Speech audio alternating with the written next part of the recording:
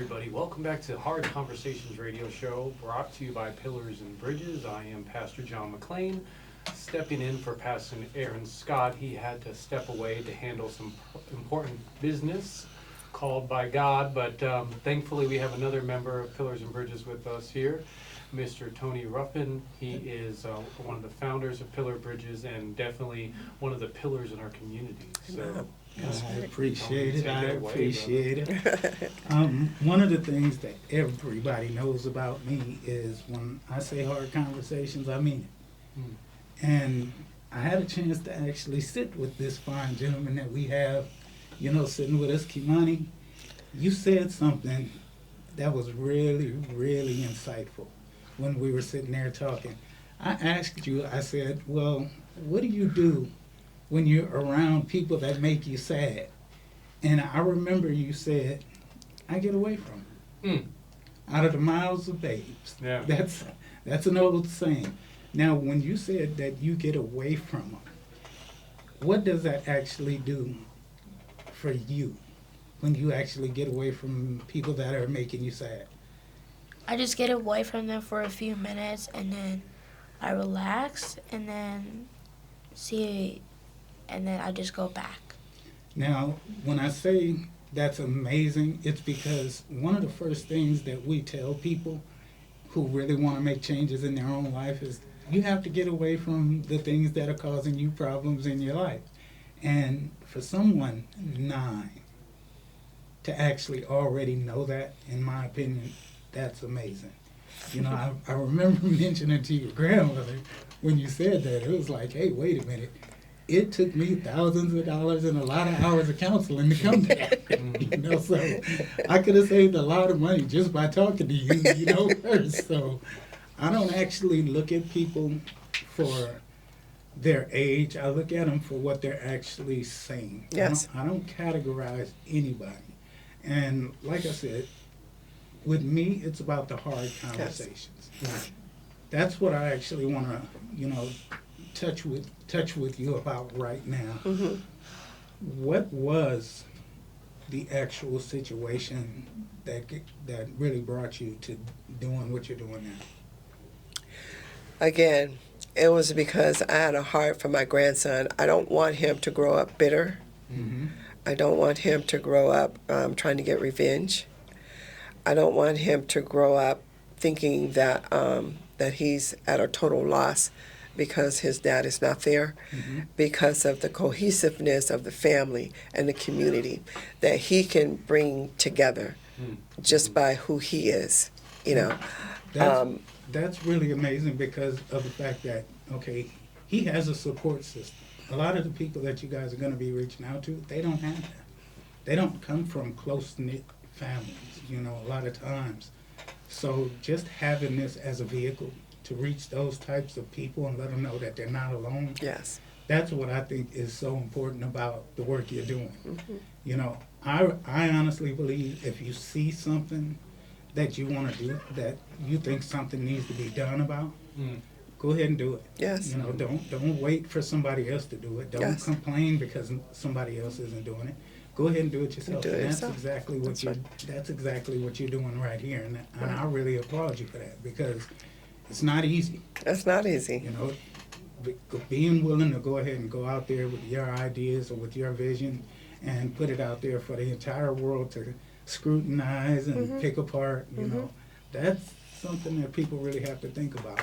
Yeah. Did you think about those types of things when you decided to put this together? I did think about those things. Like, I try to protect him in certain ways against scrutiny and things like that because he's so young. But me at my age and what I've been exposed to, I have the experience to know that I can let him know that, that's nothing to worry about. Don't worry about that. We're going to worry about things that we're focused on, things that's going to make a difference in the world. Those things don't make a difference in the world, Those things are why we're here, to come against those things and go forward, okay? Those things try to keep you where you are. Those things make you think that, again, your loss was a loss, but it actually, God turned it into a gain because you're gaining ground of being around, like I said, people meeting other children and being able to let them see that, you know what, we can do this. We're going to come together. right. And even though you may not have the same family support, but I'm here. You know, we're going to do this. We're going to support one another. We're going to grow up to respect one another. We're going to have things like awareness because we care. And we're going to prepare our minds. We're going to prepare our activities that's going to increase and enhance who we are, you know, with the growth of the community, and by people like me and you and other people that respect young people, trying to get them on the track to be leaders in our community. You know, they'll never know if we're not there to show them the way and pave the way, Exactly. just as God has given us. And ladies and gentlemen, that's community. Reaching out to other people who may or may not be in the same situation as you, and then just coming together for a common purpose. Yes. That's what you call community. So when I see things like this, I really have to blast it out to the world. I have That's to right. let people know that these kind of things are going on, because a lot of people look at what's going on here, and we all look at the news and all of those kind of things, but we don't find out about stuff like this.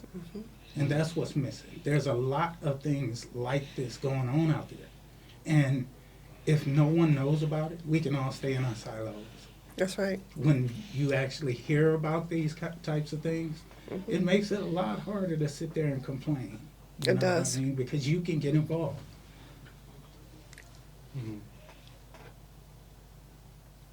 You can actually come out. You can get with an organization like yours, even if a person doesn't know what to do. I'm pretty sure you got places for hands. You know, just come on out. Just Yes. come on out and get with us, and let's see. We'll figure out something for Oh you yeah. to do. 'Cause Oh it's a yeah. lot of We're work looking to do. forward to our meet and greet. Yep. You Tell know. us about that.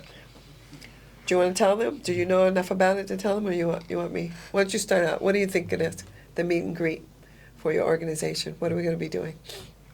Meeting people hand to hand and face to face. Okay. Yes, that's right.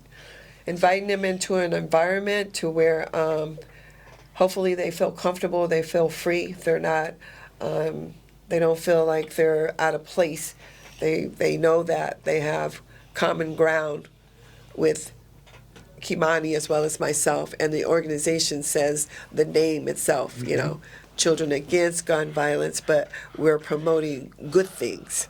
So you're in a good environment, you know. So that meet and greet is going to have forms to where you can fill out what's your favorite food, what's your favorite games, or whatever it is that we want to know more about the child, or even the parents. You know, not just the children are victims, of course, we know that, but there's also adults, you know, and it's not a cultural thing.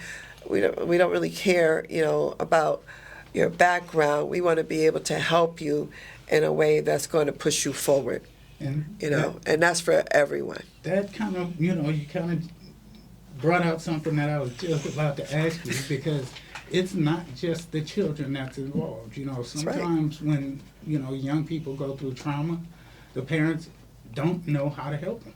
Right. And a lot of times it's the parents that's grieving, just like in Kymani's situation. He's helping his mom through this situation. Yes, he You know, is. that's really, in my opinion, that's commendable. Yes. You know, just seeing her, just sad. Yeah, it is a very sad thing. He wanted to actually bring her out of her sadness. Yes, he does. And He's very that's- supportive of his mother. Sure do. And Very that's what brought protective. him to it. So Uh-huh. that's amazing for him to have that kind of foresight. Mhm. Now, Mhm. a lot of people say that, you know, young people don't understand what's going on. But this Yep. one, he really does. I can tell you that right now, just from our conversations. He does. I remember, how was it when I brought the drone by and you got to fly the drone? I could see my backyard from it. And On the folks, look, camera. it took me, I don't know how long to learn how to fly the drone. I put this thing in his hand, and he was all over the place. So, I mean, All over the place. I thought this drone was going to crash into the nearest tree, house, car, or anything. But he flew this thing around like He he did. was doing it forever. I was even amazed. I Yeah. thought I was gonna be able to see a helicopter or an airplane or something. Now, see, just that kind of, no fear. Children don't have the same hang-ups as adults. We don't. And They don't. that's what makes it very, very, makes them more efficient at what they do. The only thing they care about is that they can help somebody feel better. Right. All we care about is fun. That's right. That's right. Kids care about fun all the time. Yeah. That's about right. And Pastor, can you tell us, one, how can people get a hold of you and volunteer and plug in? Where are the greatest needs within your organization? And then, how they can actually contact you if they want to help with those needs. Well, right now his website is being completed. It should be completed by today. It's KymaniHigh.com. And also his logo is very interesting as well. And it's called Remember, Only You Can Prevent Gun Violence. And we also went over a couple of things about where that stemmed from, Smokey the Bear, preventing forest fires, whereas his name and his logo is to prevent gun violence or any type of violence, to demote it, is where we're going, to demote. We're not going to completely save the world, but we're going to do what we need to do and what God has called us to do. So we're going to demote all of that in the best way we can with our programs that are coming up and being actually, I'm working on a couple of them. I've met a couple of people that does gun safety classes and things like that. So the only way that they can really contact me now would be through my number, my private number. Okay. And other than that, we would have to wait a week or so before they can actually go on to the KymaniHigh.com website. Okay. And then that will give you more information of what you would need it to know. Until- Social media? Any of that type of stuff? Facebook page, Instagram? Facebook is good. I still don't really give my private number out, Yeah. but on Messenger, if they want to message me or something like that, then they can look me up and then we can talk from there. And then And I what can- would you say are the greatest needs that you guys have currently for people to be able to kind of plug in and help?